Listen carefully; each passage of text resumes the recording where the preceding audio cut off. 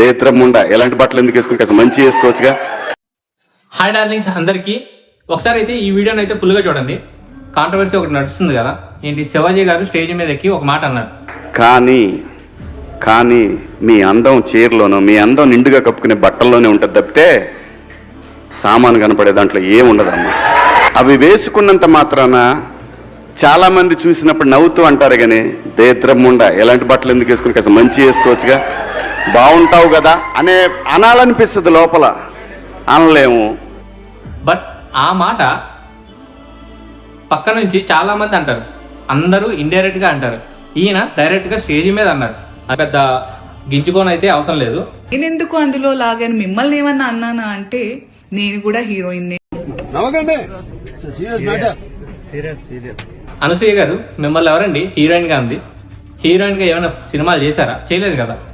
But మీరు ఎందుకు గింజుకుంటున్నారు? అయినా మీరు కొడుకు చెప్పిన మాట మీరు వినరు. My elder son doesn't like when I wear some clothes. వాడికి ఇష్టం లేదు and I purposely చెప్తాను, రే ఇట్స్ మై చాయిస్. అట్లాంటి శివాజీ అని చెప్తే మీరు ఎందుకు అంటారు?